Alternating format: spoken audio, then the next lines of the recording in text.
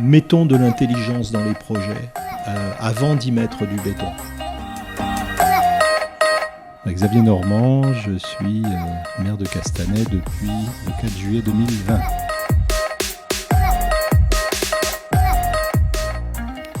Dans le premier épisode de notre podcast consacré au projet d'habitat participatif Habiter autrement porté par la mairie de Castanet, le groupe des chalets et Hostalada, nous nous sommes interrogés sur ce que pouvait recouvrir la notion de participation dans l'habitat. Aujourd'hui, on continue à suivre l'évolution du projet Habiter autrement qui, je vous le rappelle, devrait voir le jour à Castanet en 2023 et nous sommes allés solliciter Xavier Normand, maire de Castanet-Tolosan. Il nous explique pourquoi l'habitat participatif lui semble une bonne opportunité pour une collectivité comme Castanet.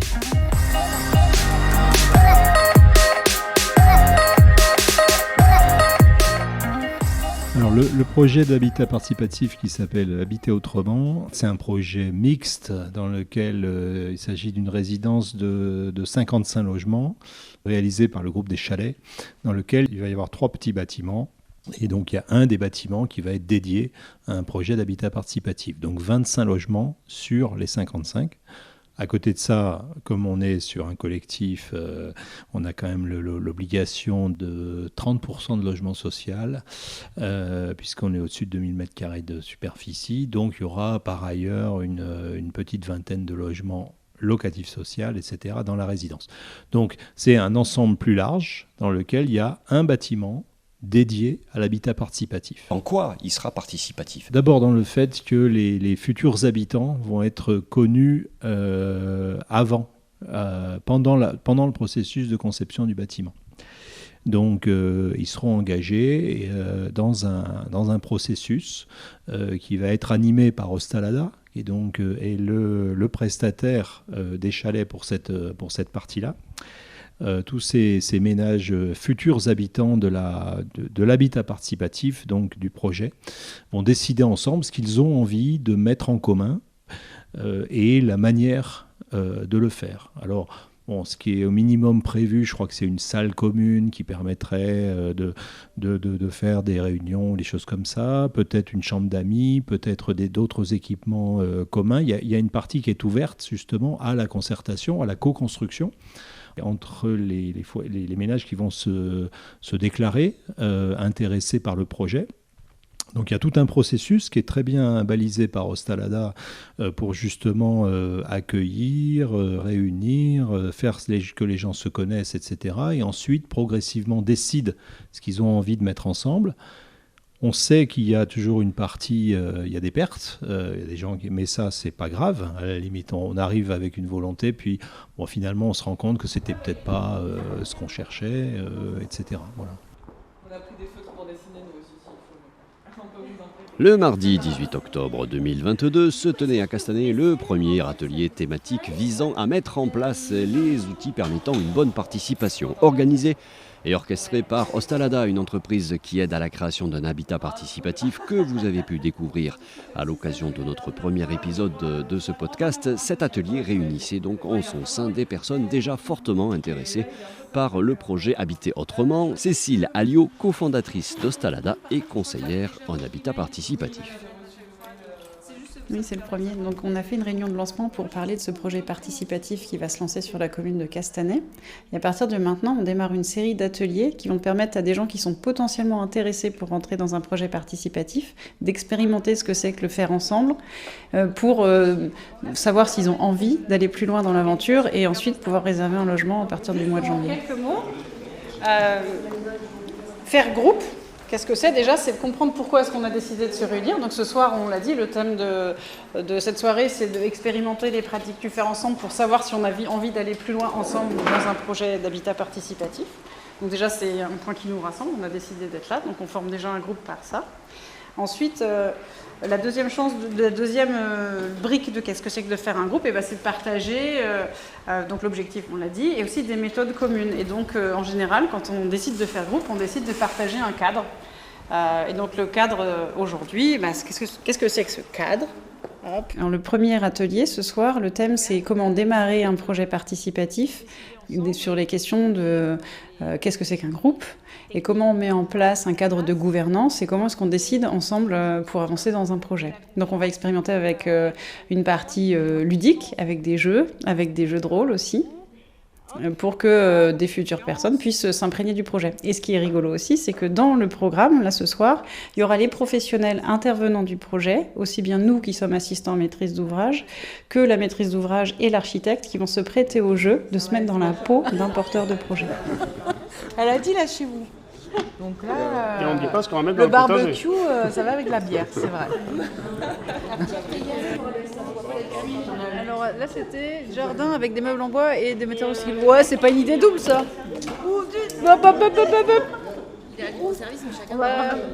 Par contre, si on est sur les matériaux recyclés, est-ce qu'il n'y aurait pas du réemploi des choses de la cuisine ? Un lieu, un lieu où on pourrait mettre, Non, l'électroménager recyclé. Enfin, en tout cas, de seconde main, pas forcément neuf. Partager son... Et partager, oui. Voilà, tout à l'heure, on disait, les appareils à raclette, on n'a peut-être pas besoin d'avoir chacun le sien chez soi, il peut rester dans la salle collective. C'est plus l'acte de cuisine, mais du coup, on veut effectivement que tous les appareils électroménagers puissent être participés dans celui-là. Alors, est-ce que les gens qui vont participer ce soir sont obligés ou s'engagent à participer aux autres ateliers ou est-ce qu'ils peuvent se retirer ? Pas du tout, ils ne sont pas du tout obligés de venir au suivant. Ce qu'il y a, c'est que nous, on a prévu une suite logique entre les ateliers. Celui-là, c'est un atelier introductif. Ensuite, il y aura un atelier sur la co-conception architecturale. Comment est-ce qu'on fait pour travailler tous ensemble en groupe avec un architecte pour monter un projet qui soit à la fois intéressant pour tout le monde, faisable techniquement et économiquement viable. Ensuite, il y aura un troisième atelier sur les montages juridiques et les faisabilités financières de l'opération. Et on terminera par un atelier de conclusion qui va être, maintenant qu'on a un peu effleuré le sujet sur un scope à 360, eh bien, quelles sont les valeurs qu'on a envie de donner dans ce projet, quelle est la vision pour le groupe et de décider ensemble d'une raison d'être du futur groupe de porteurs de projets. Et alors ce groupe, il sera constitué de combien de personnes ? Alors à terme, il y a 25 logements qui sont à commercialiser, donc on espère avoir un maximum de participants. L'idéal, c'est effectivement que le groupe ne soit pas totalement complet dès le début. L'exemple qu'on aime bien prendre, c'est que quand vous avez une fête d'anniversaire avec des petits gâteaux individuels, si vous êtes 10 autour de la table et que chacun doit choisir un petit gâteau, celui qui arrive en dernier, eh bien, il n'a pas vraiment le choix, il prend ce qui reste. Et l'idée, c'est que quand on veut choisir un logement dans un habitat participatif, il faut que tout le monde ait cette possibilité de choisir. Donc en fait, la complétude du groupe n'est pas tout à fait ce qu'on vise au démarrage. Nous, on considère que si le groupe est rempli à 50%, ça permet d'avoir un noyau de gens qui sont suffisamment représentatifs de la majorité du groupe, mais pas trop surreprésentés, de sorte que chacun puisse avoir un choix pour choisir le logement qui lui plaît dans la résidence. Parce que c'est Alexandre qui est architecte. Féru, ils l'ont pas fait exprès. On ne pas si c'est bon ou pas. Non mais ils m'ont vieilli. Alexandre est architecte, féru de nouvelles technologies, divorcé. Il aimerait un logement assez spacieux qui lui permette d'accueillir son fils sur les week-ends et pouvoir continuer à se déplacer en vélo. Habiter autrement, le projet de Castanet présente une particularité, c'est même une première en Occitanie. Il se fera en effet en BRS, c'est-à-dire en bail réel solidaire, un nouveau dispositif qui vous permet d'acquérir des biens sans les coûts d'acquisition du foncier. Dans ce projet, le prix du terrain sera supporté par Occitalis, l'Office de foncier solidaire, et non par les acheteurs. Ce dispositif présente en effet l'avantage de réduire sensiblement le prix de vente du bien, même si les acheteurs devront s'acquitter d'une redevance mensuelle à l'Office du foncier solidaire. C'est une solution pour atteindre une certaine mixité sociale, selon Xavier Normand, maire de Castanet-Tolosan. Ils sont ensemble depuis quelques années, on l'a su après. Veulent acheter leur premier logement et l'aménager selon leurs envies. Très actifs, ils exercent tous les deux dans le domaine des arts et se nourrissent des relations amicales. Il va y avoir des critères sociaux parce qu'on est sur une opération particulière. C'est pas tout l'habitat participatif n'est pas comme ça, mais sur cette opération, il a été décidé de la réaliser en bail réel solidaire. Donc le bail réel solidaire, c'est un principe selon lequel le bailleur des chalets va conserver la propriété du foncier et ne vendre aux futurs habitants que le bâti. ça permet un certain nombre d'économies et ça se fait toujours sous condition de ressources. Donc effectivement, il y a un plafond de ressources. Donc ce seront des personnes de classe moyenne en dessous d'un certain plafond de ressources. Ça, c'est un premier critère. Mais évidemment, il y a un deuxième critère qui est plus souple, qui est le souhait, l'envie de faire, l'envie d'être dans une dynamique collective, ce qui en même temps présente des avantages, puis peut-être aussi pour certaines personnes ne sont pas faites pour ça. Donc voilà. Et on espère aller nourrir à travers ça un esprit dans lequel il y a un peu de mélange social, de mélange entre les générations. Alors moi je connais l'habitat participatif depuis assez longtemps. J'ai travaillé à la ville de Grenoble où justement on essayait de pousser ce genre de choses. J'ai visité différents endroits, y compris à Strasbourg, etc. Par exemple, l'intergénérationnel, un truc qui marche très bien. Qu'est-ce qui vous a séduit dans l'habitat participatif? Qu'est-ce qui fait que vous avez soutenu un tel projet? Il y a plusieurs aspects. Il y a déjà un premier, moi je me souviens avoir visité au Vidaillan à Balma, une opération qui a été réalisée avec l'appui de la SIG Fairville notamment. Et ce qui était très intéressant, c'est qu'ils avaient eu des futurs habitants d'un nouveau quartier, ils les connaissaient déjà. Et donc ils avaient pu travailler à l'aménagement de l'espace public, à la préparation des choses, etc., avec ces gens-là. Si on compare avec une opération classique, nous, si on cherche les futurs habitants d'une opération qui va être livrée, on n'en sait rien. On le sait un petit peu pour le logement social, mais ça représente toujours que 20-30% maximum. Tout le reste, c'est libre. Ça veut dire que dès le début, ce sont des gens qui sont déjà investis dans la vie de la commune, en fait. Alors, dans la vie de la commune et dans la vie du voisinage. Donc, typiquement, là, on se pose la question, si les futurs habitants ont envie de lancer un jardin partagé, eh bien, à proximité immédiate du site de Habiter Autrement, on a des terrains municipaux qu'on peut leur mettre à disposition. Ils pourront peut-être commencer déjà à investir une future façon d'habiter la ville et le quartier, avant même encore d'avoir pris possession de leur logement. La deuxième chose, c'est quand même de fournir de l'habitat à coût maîtrisé. Parce qu'en gros, dans nos communes périurbaines, ce qu'on va constater le plus souvent, c'est de l'habitat social très bien balisé, mais qui a toutes ces règles à travers les commissions d'attribution, etc., et qui sont justifiées. Et puis, de l'autre côté, l'habitat privé est libre. Mais entre les deux, un grand écart. Alors, quand le prix d'acquisition ici est à plus de 4 000 € le mètre carré, on voit bien que tout ce qui est accession, c'est réservé à une certaine catégorie. Et entre les deux, qu'est-ce qu'on va avoir? Beaucoup, ce qui a été le cas, mais de manière archi-dominante à Castanet, du locatif privé avec des systèmes de défiscalisation type loi Pinel. Ça a sûrement un intérêt à la marge. Mais quand on fait des résidences entières sur ce principe, on voit arriver des gens qui sont de passage, qui sont locataires pour quelques années, en attendant de pouvoir atterrir quelque part. Des gens qui s'investissent peu dans la commune, qui s'investissent peu même dans le voisinage, qui peut-être sont pas vraiment sur un projet de vie d'installation. Alors que dans l'habitat participatif, c'est presque le contraire. C'est-à-dire il y a une charge affective dès le début, on s'engage dans quelque chose, on choisit ses voisins, on décide ensemble des choses communes. Ça c'est tout de suite autre chose. Donc l'idée c'est qu'à partir de maintenant, toutes ces personnes vont apprendre à se connaître et à décider ensemble pour créer un projet d'habitat participatif. Donc ça, c'est le futur projet. Chacun des cubes, en fait, ça représente une thématique sur laquelle il va falloir arbitrer. Et l'idée, c'est qu'à chaque sujet, on va faire un tour de parole où chacun va pouvoir se positionner en fonction du choix qu'aura fait son personnage. Et on va essayer de décider tous ensemble quel est le meilleur choix pour le groupe en essayant d'utiliser les techniques qu'on a vues avant de prise de décision. Donc on va passer à travers 5 sujets à arbitrer. Et l'objectif, c'est de tester les 5 qu'on a là, pour voir ce qui est le plus efficace. Il y a un enjeu très important pour nous de rendre qualitatif le logement collectif. Parce qu'en gros, dans nos communes, ce qu'on fait, on oppose le logement individuel, le logement collectif. Le logement individuel, c'est pour les gens qui ont les moyens et c'est tout ce que tout le monde souhaite. Le logement collectif, c'est soit pour les pauvres, soit pour les vieux, soit pour les...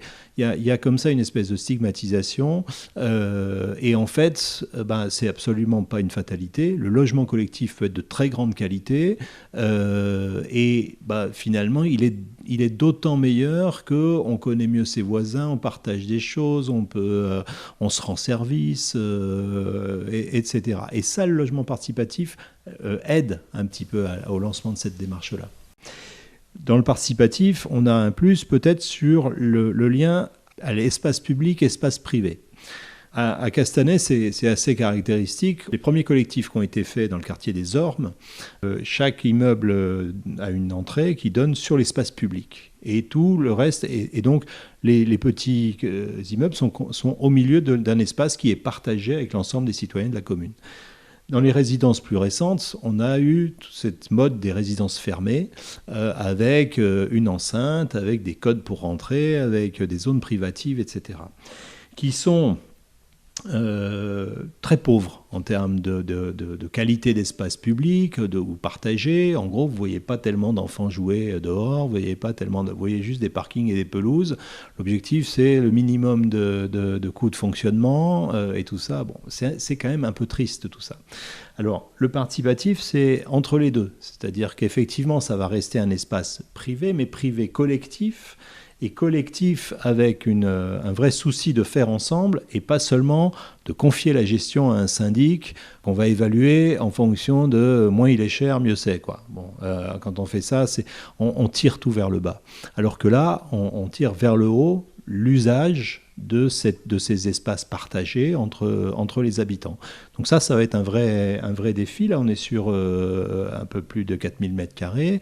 Il y a des espaces partagés. On espère que ça ne sera pas seulement des pelouses tondues par des entreprises, mais que ça sera quelque chose dans lequel il y a un peu plus de vie et un peu plus d'occasion de sortir et de faire des choses ensemble.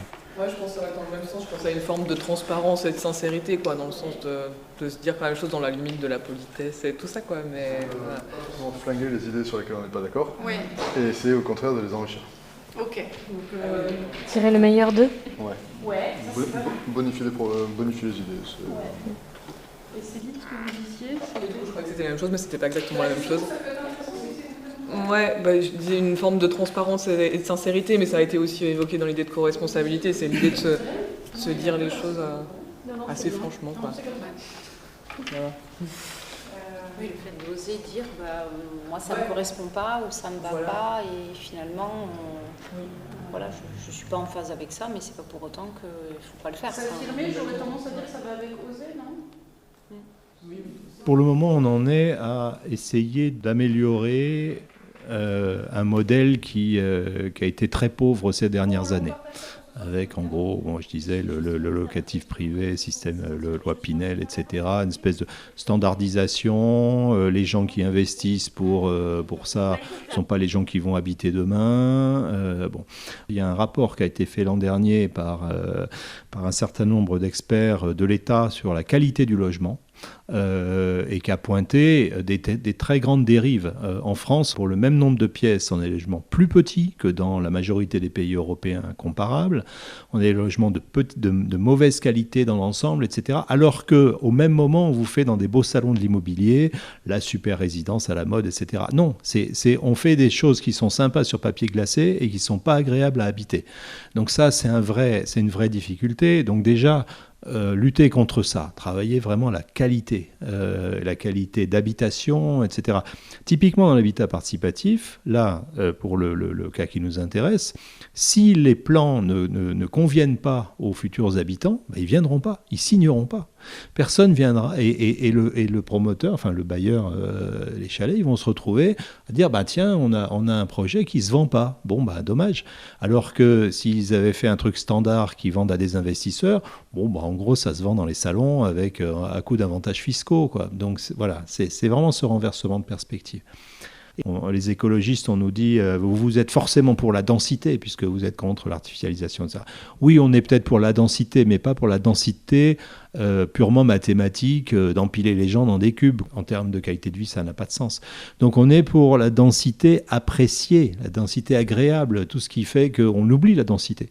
Et je pense que là, si tous les systèmes qui permettent aux gens de s'impliquer dans la conception de leur espace vital est absolument essentiel. Donc nous, on l'a vu sur la co-construction, la conception de places de village ou autre. On a du monde qui vient, qui est très attentif, qui a plein d'idées, etc. Faisons la même chose à l'échelle de chaque résidence, à l'échelle de chaque petit morceau de ville. Pour nous, c'est un défi qui démarre en parallèle, c'est la révision générale du PLU. Et sur le PLU, on va pas du tout simplifier la question en disant où est-ce qu'on construit, où est-ce qu'on construit pas. On va dire qu'est-ce qu'on a envie de construire, comment est-ce qu'on va dans du qualitatif. Mettons de l'intelligence dans les projets avant d'y mettre du béton. Il y a une fausse idée que mettre de l'intelligence, prendre des bons architectes, faire de la vraie concertation, de la maîtrise d'usage, etc., ce serait un surcoût. Et en fait, c'est le contraire.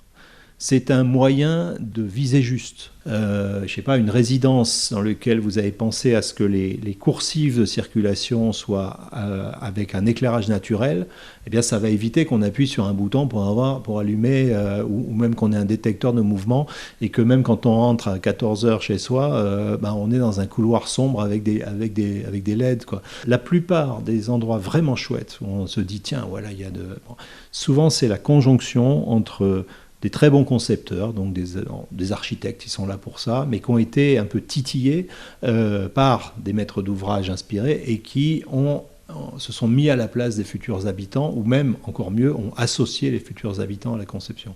Donc de l'intelligence partout, tout le temps, avant de couler du béton. Voilà, c'était Xavier Normand, maire de Castanet-Tolosan. Merci à lui ainsi qu'à l'équipe d'Ostalada. Ce podcast se termine. Je vous laisse avec la suite des programmes de Radio Delers.